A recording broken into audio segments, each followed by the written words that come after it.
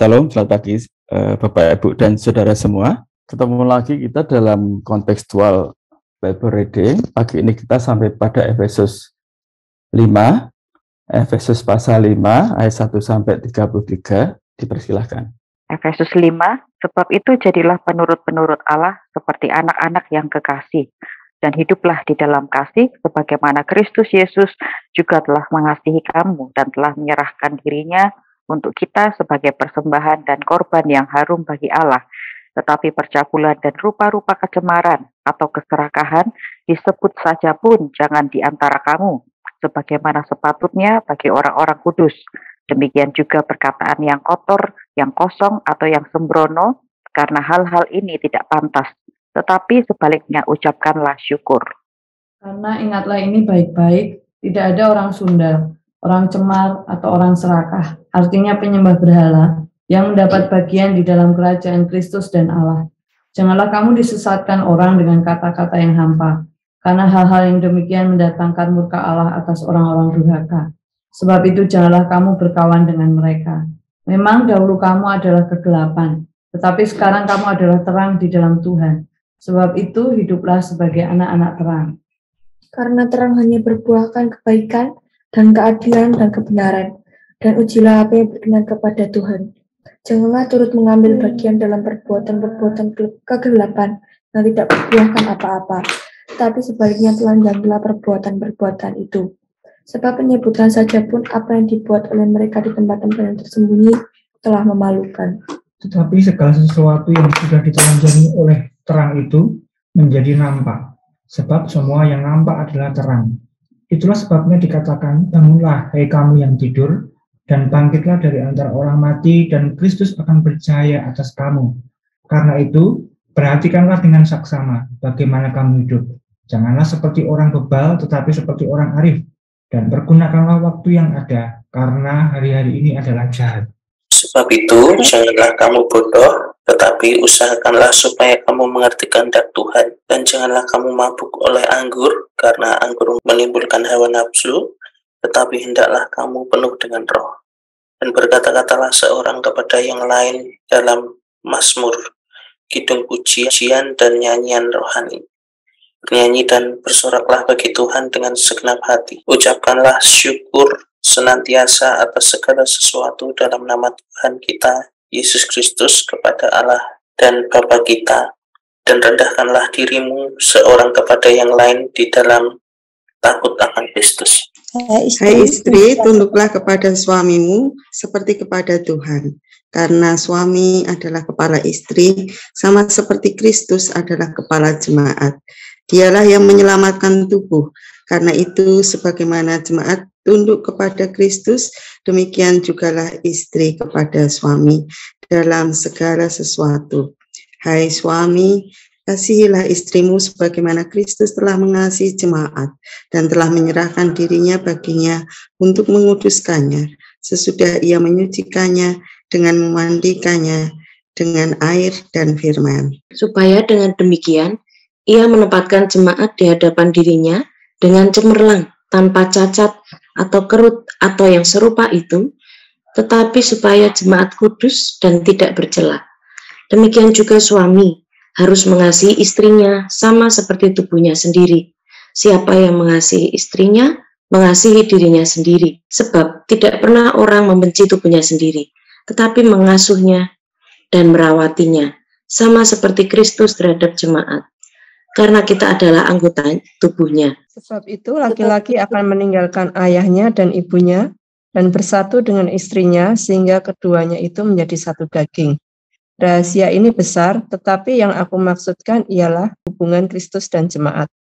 Bagaimanapun juga bagi kamu masing-masing berlaku, kasihilah istrimu seperti dirimu sendiri dan istri hendaklah menghormati suaminya. Terima kasih. Pada berikut ini saya membagi menjadi 3 bagian. Yang pertama adalah perintah untuk hidup dalam kasih di ayat 1 sampai 7. Nah, ayat pertama dari pasal 5 ini dimulai dengan kata sebab itu. Jadi ayat ini merupakan suatu kelanjutan setelah pada ayat terakhir pasal 4 kemarin kita membaca Paulus menunjukkan bagaimana ciri-ciri manusia baru itu.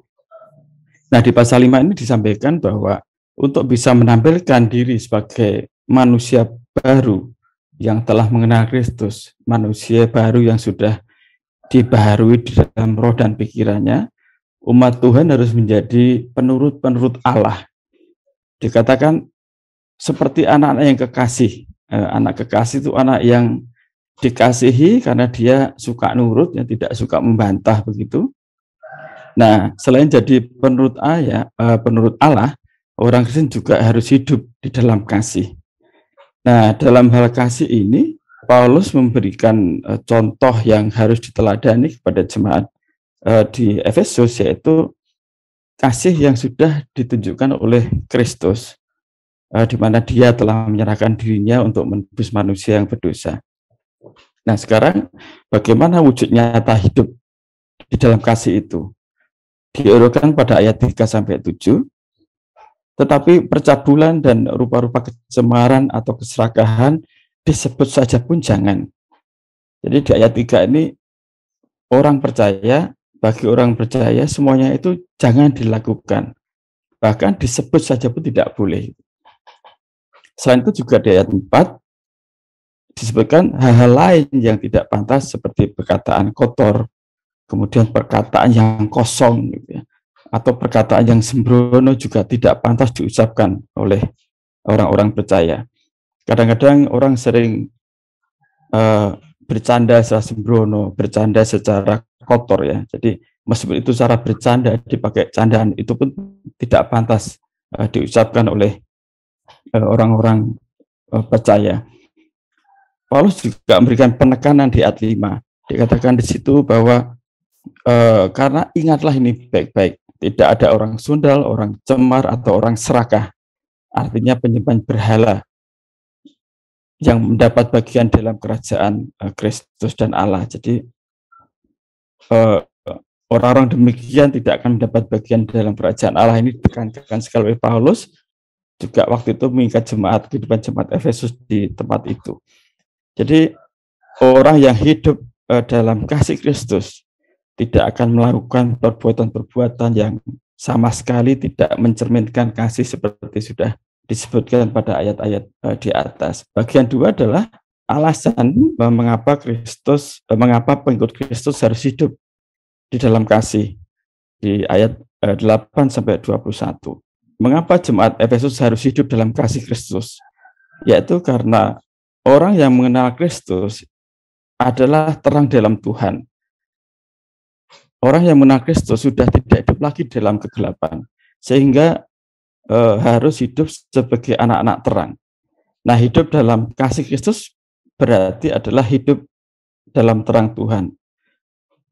Kalau anak Tuhan hidup sebagai anak terang, maka dia akan menghasilkan buah dari terang, seperti disebutkan dalam ayat 9, karena terang hanya berbuahkan kebaikan, keadilan, dan kebenaran.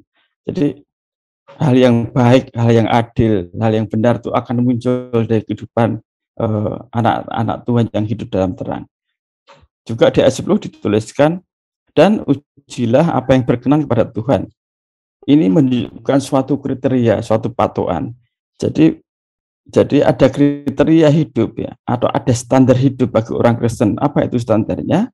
Apa itu kriterianya? Yaitu segala sesuatu yang berkenan bagi Tuhan. Nah, konsekuensi dari hidup yang memiliki kriteria yang berkenan bagi Tuhan, antara lain yaitu disebutkan di ayat 11, janganlah turut mengambil bagian dalam perbuatan-perbuatan kegelapan yang tidak berbuahkan apa-apa. Jadi, orang yang hidup dalam terang, seorang pengikut Kristus, tidak boleh turut ambil dalam bagian perbuatan kegelapan. Tetapi sebaliknya, kita harus menelanjangi perbuatan-perbuatan tersebut. Bahkan dikatakan pada ayat 12, menyebut saja pun itu memalukan gitu ya. Jadi jangankan melakukan, menyebut pun memalukan, kecuali dengan tujuan menegur ya tentunya ya. Nah, kita lihat di sini bahwa kriteria Tuhan, standar hidup Tuhan bagi umatnya itu begitu tinggi ya, begitu dalam begitu. Nah, kenapa Tuhan memberikan kriteria yang begitu tinggi untuk hidup anak-anaknya, pengikutnya, yaitu ya karena terang kasih Kristus itu menelanjangi segala sesuatu. Maka dengan patokan standar hidup yang Tuhan tentukan itu, maka di dalam Kristus itu segalanya akan menjadi terang begitu. Nah, untuk itu ada peringatan bagi orang-orang yang masih hidup dalam kegelapan. Di ayat 14 dikatakan, itulah sebabnya dikatakan bangunlah hai kamu yang tidur, dan bangkitlah dari antara orang mati, dan Kristus akan bercahaya atas kamu. Jadi orang-orang yang masih dalam hidup, yang masih hidup dalam kegelapan itu harus bangun. Peringatan ini membuat orang harus memperhatikan ya bagaimana dia hidup. Jadi dia harus hidup dengan saksama. Ayat 15, dia harus hidup jangan seperti orang bebal, tetapi harus seperti orang yang arif gitu. Dan kita juga jangan membuang waktu, karena waktu terus berjalan, waktu tidak akan terulang lagi. Jadi sebagai anak Tuhan, hidup harus hidup dalam terang, dan juga harus hidup dalam kehendak Tuhan, karena supaya waktu-waktu yang diberikan Tuhan bisa dilalui dengan bijak, dengan hal-hal yang memuliakan Tuhan. Kemudian juga Paulus memberikan peringatan di ayat 18, dalam menjalani hidup itu janganlah mabuk oleh anggur. Dikatakan bahwa anggur menimbulkan hawa nafsu. Jadi kita tahu orang-orang yang mabuk itu bisa dipenuhi dengan hawa nafsu, kemudian melakukan hal yang bodoh, yang tidak baik itu. Nah, lawan dari orang yang dipenuhi hawa nafsu adalah orang yang dipenuhi Roh Kudus. Jadi pengikut Kristus harus hidup dengan dipenuhi Roh Kudus agar bisa selalu mengucap syukur, bisa selalu memuji Tuhan, bisa rendah hati, dan hidupnya itu takut akan Tuhan. Kemudian di bagian 3 dari perikop ini kita melihat kasih Kristus itu sebagai dasar dalam keluarga Kristen di ayat 22 sampai 23. Nah, kalau di ayat-ayat sebelumnya disampaikan bahwa orang percaya harus menunjukkan kasih Kristus sebagai sebuah tanggung jawab hidupnya dalam sebagai pribadinya gitu ya. Maka mulai ayat 22 ini pengikut Kristus harus menggunakan atau menerapkan atau mengejawantahkan kasih Kristus itu dalam tanggung jawab sebagai anggota keluarga, tanggung jawab dalam lingkup keluarga, yaitu mulai dari menggunakan kasih Kristus sebagai dasar hidup suami istri.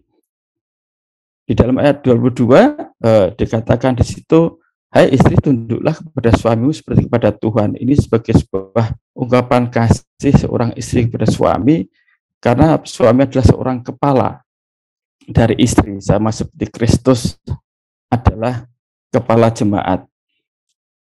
Kemudian juga di ayat 25 ada peringatan untuk suami. Hei suami, kasihilah istrimu sebagaimana Kristus telah mengasihi jemaat dan telah menyerahkan dirinya baginya untuk menguduskannya, sesudah ia menyucikannya dengan memandikannya dengan firman, supaya dengan demikian ia menempatkan jemaat di hadapan dirinya dengan cemerlang, tanpa cacat atau kerut atau yang serupa dengan itu, tetapi supaya jemaat kudus dan tidak bercela. Indah sekali di sini Bapak Ibu Saudara. Jadi suami harus mengasihi istri sebagaimana kasih Kristus kepada jemaat, rela berkorban, kemudian memberikan yang terbaik ya. Jadi suami harus memberikan yang terbaik untuk istri, seperti Tuhan menebus jemaat. Kemudian suami juga harus melakukan segala sesuatu dengan rela. Suami harus mengasihi istrinya sama seperti tubuhnya sendiri.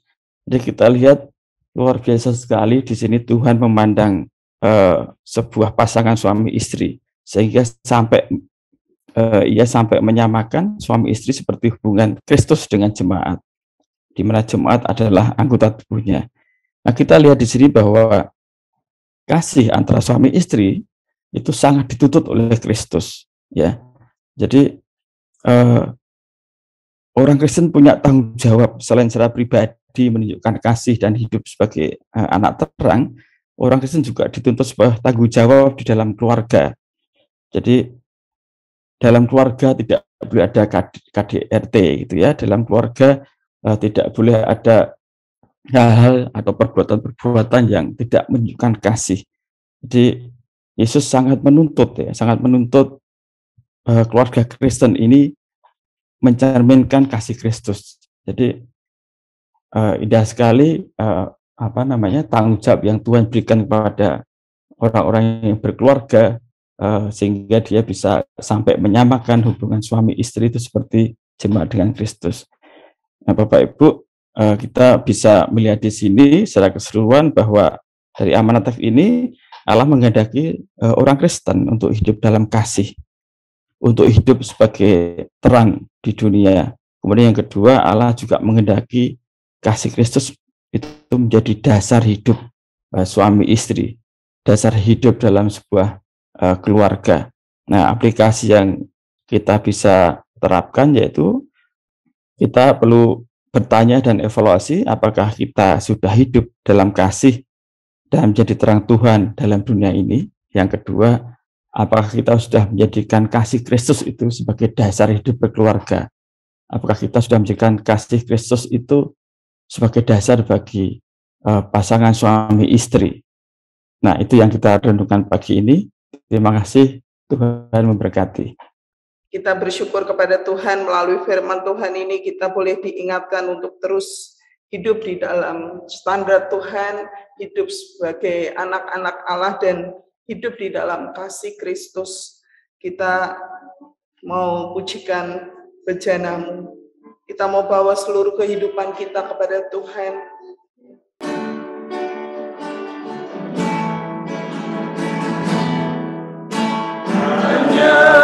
Kepadamu ku bawa seluruh kehidupanku sebagai persembahan yang hidup dan yang berkenan kepadamu, karena kasih-Mu Kau memilihku.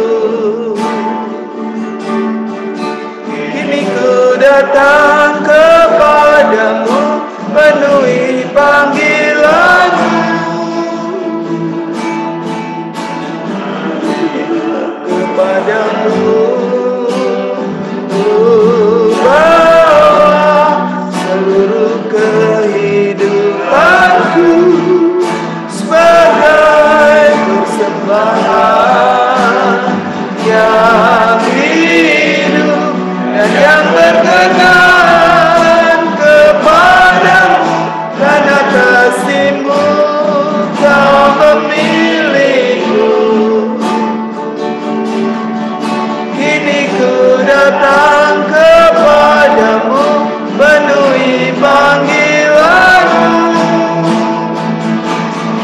Ini aku bejana-Mu, untuklah sesuai kehendak-Mu, ku genapi firman-Mu. Oh Yesusku, jadikan-Ku alat yang indah di mata-Mu, menyatakan sempurna seperti-Mu. Ini aku Tuhan, ini aku bejana-Mu, bentuklah sesuai kehendak-Mu, ku genapi firman-Mu. Oh Yesusku, jadikan-Ku alat yang indah di mata-Mu, bejana yang sempurna seperti-Mu, bejana yang sempurna, bejana yang sempurna seperti-Mu.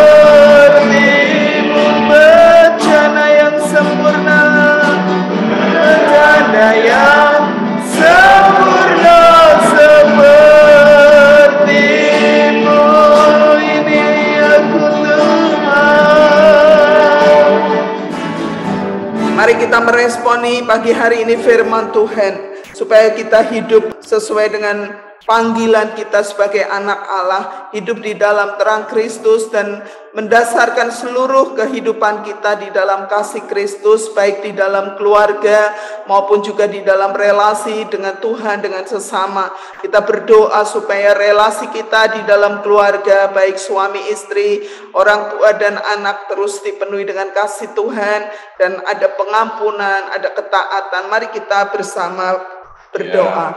Bapa di surga, aku bersyukur kepadamu Tuhan, karena firman Tuhan mengingatkan untuk aku terus hidup berpadanan dengan panggilan sebagai anak-anak Allah, sebagai anak yang hidup di dalam terang Kristus.